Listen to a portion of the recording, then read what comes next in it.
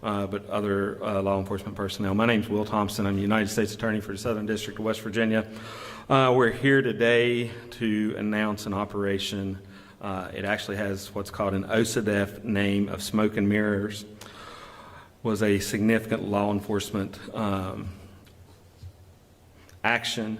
I want to recognize some of the people that are here today.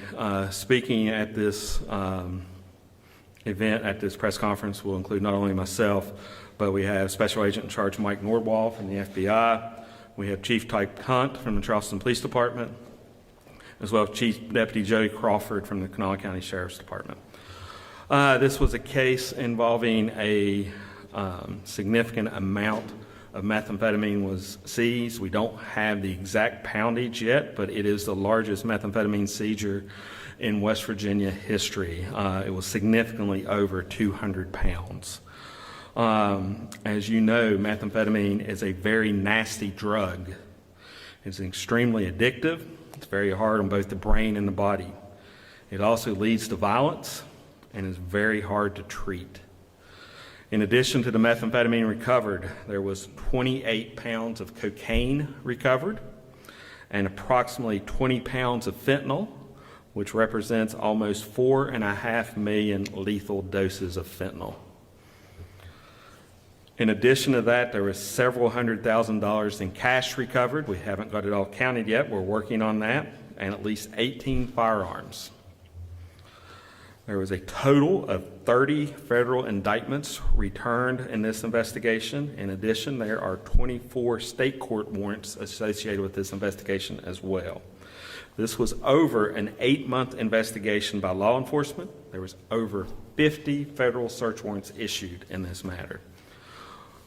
More than 250 law enforcement personnel participated in this action. I want to thank the following agencies: the FBI, the DEA, the U.S. Department of Homeland Security, HSI, ATF, the United States Postal Service Inspection Service, the West Virginia State Police, the West Virginia National Guard Counter Drug Program, the West Virginia DNR Police, the Kanawha County Sheriff's Office, the Charleston Police Department, the Metropolitan Drug Enforcement Network Team, also known as MDENT, the Putnam County Sheriff's Office, the Raleigh County Sheriff's Office, South Charleston Police Department, the Nitro Police Department, and the St. Albans Police Department. Up here with me today, in addition to people who are speaking, we have the ASAC for the DEA for this region, J.T. Scroggs. We have the acting ASAC for HSI, Hector Martyr. We have MDENT Commander Jason Webb. As also from MDENT, we have Kevin Allen. From West Virginia State Police, we have Michelle Schaefer. From HIDA, the Appalachian HIDA, the State Coordinator Chad Napper. We have the Chief of the Nitro Police Department, Chris Fleming. Chief of the St. Albans Police Department, Chief Mark Gilbert. We have Kanawha County Sheriff Bobby Eggleston. We have the Raleigh County Sheriff James Kennedy, as well as his Chief Deputy Larry Lilly. We have a Colonel Bill Anney from the West Virginia National Guard, and also Lieutenant Colonel David Trader from the West Virginia DNR. This investigation used new and innovative law enforcement techniques, including some exciting ways to use technology. I'm not going to elaborate on that today because we're still actively using that technology in not only this investigation, but other investigations. I believe one of the primary reasons I was chosen to be the U.S. Attorney was my approach on how to deal with controlled substances. This case is a perfect example of that approach. We used a collaborative team effort of our federal law enforcement agencies, along with our state and local partners, to tackle this investigation. We have focused on dealer supply chains and sources, including sources out of Mexico, while at the same time working with our local prosecutors to assist them in their prosecution of the state cases that are subject to this investigation. This investigation also shows that we are focusing on the substances that are actually hurting our state and killing our people. I do want to remind everyone, for the most part, we are at the indictment stage, and that an indictment is merely an allegation, and the defendants are presumed innocent unless and until proven guilty beyond a reasonable doubt in a court of law. Because of that, I'm not going to mention anything specific about any of the individual defendants. In conclusion, the takedown of this drug trafficking organization stopped a record amount of methamphetamine as well as other dangerous drugs from reaching our communities and causing harm. This investigation demonstrates that we will use all of our resources, including new and innovative investigative techniques, against those who target our communities with this poison. Our law enforcement partners worked tirelessly to dismantle this organization and to obtain these indictments, and I commend their outstanding work and dedication. I would now like to introduce Special Agent in Charge Mike Norwell of the FBI.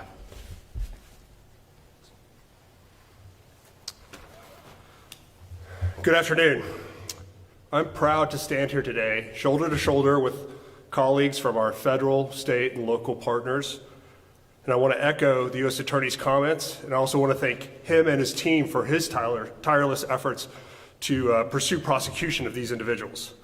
These arrests are an outstanding example of what federal and local law enforcement can accomplish when we work together to target those that threaten the safety and stability of our communities. The partnerships of everyone you see up here today and others is key to the success of all of our organizations.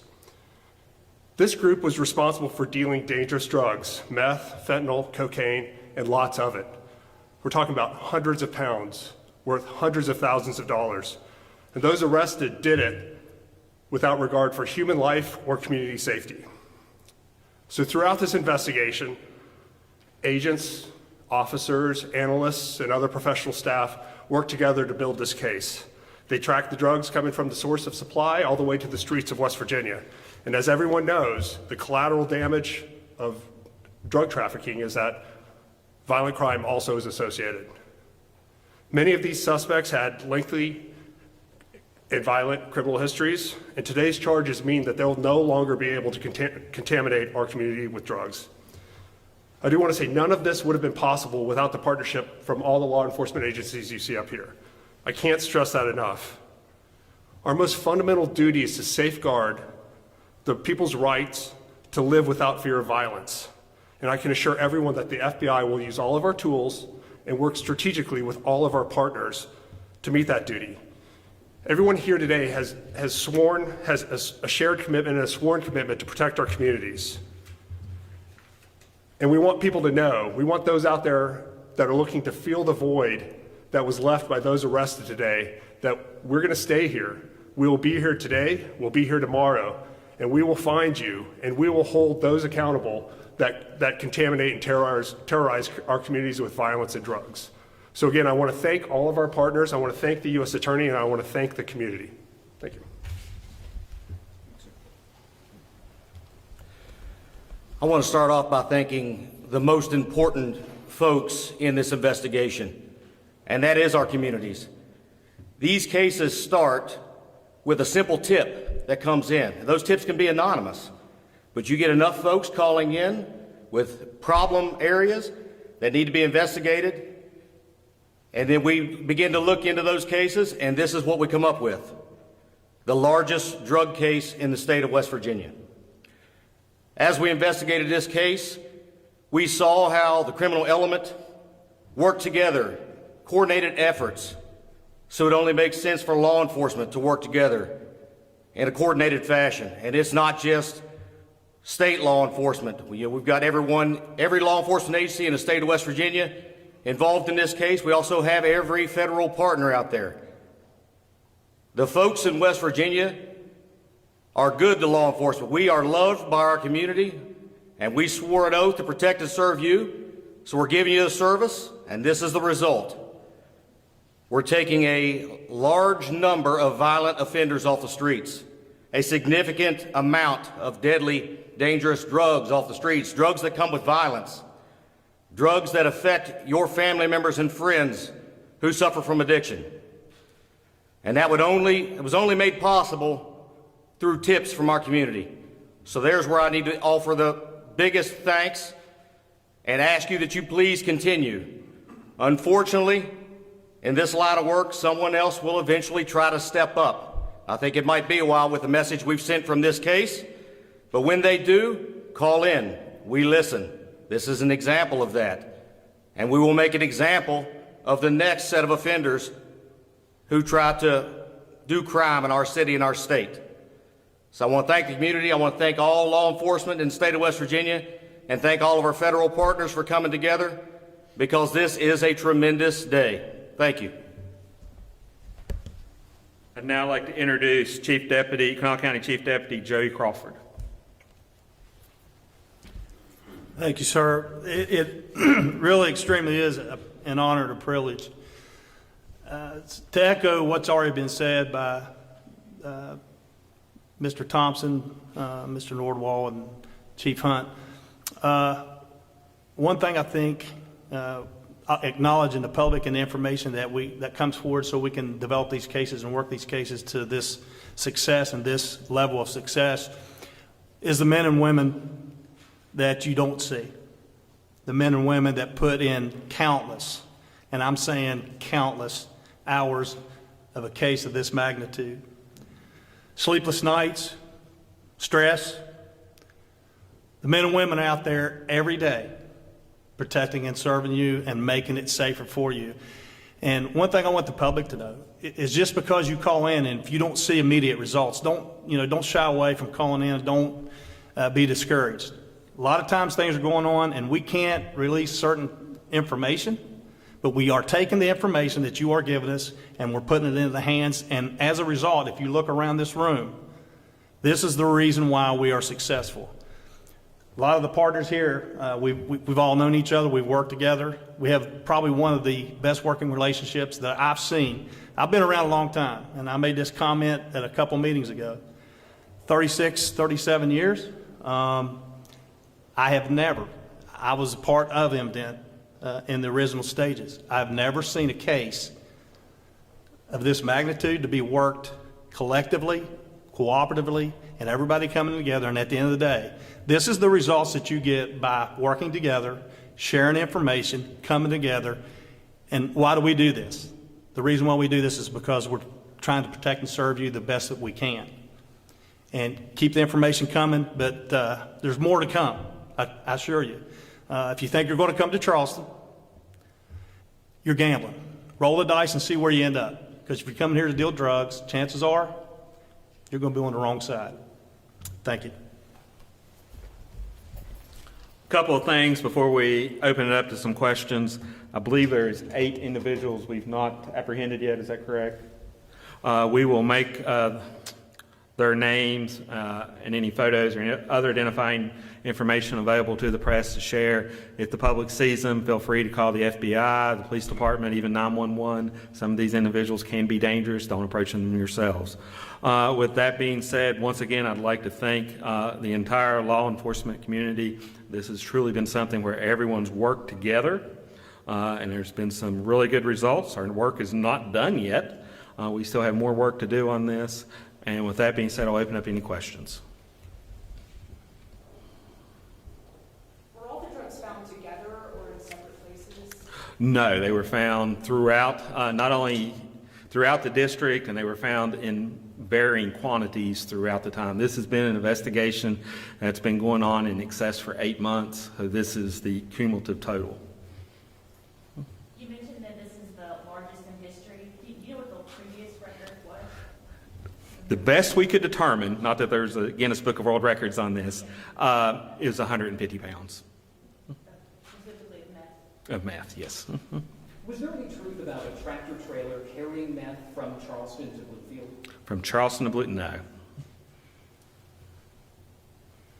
Any other questions? Excuse me, will you be releasing any images of the drug bust just so that we can see what 400 pounds actually looks like? We could probably look to see on that. Let me get back to you on that. I don't know honestly, this has been a very fluid situation. And there's been a lot of work done, not only in the 8 months, there's been a lot of work done in the last 72 hours. So let me see what we have and we'll reach out to you.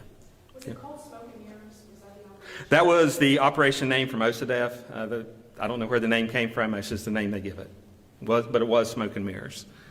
And to be clear, were these all connected? This is one big drug ring? Is that what you think? Everyone's connected somehow. They're not all necessarily connected to one another. Okay. Anything else? How many community tips did That's a good question. Probably hundreds. I mean, and a lot of these people have been longtime thorns in the side of law enforcement, and it took the community to come together. The community needs to get tired of this if we want to make an effort on this, and I believe this case reflects that. Anything else? All right. Unrelated to today's raid, Eyewitness News has been inquiring for several weeks if there's any federal civil rights investigations into the Southern Regional Jail. We've gotten no response. We haven't even gotten no comment. So family members of the dead inmates are claiming that autopsy results suggesting violent deaths rather than natural causes. Okay. I can't comment on the fact of whether or not there exists a federal investigation, or if so, how it's going. I mean, that's all I can say. Anything else? Thank you very much, guys.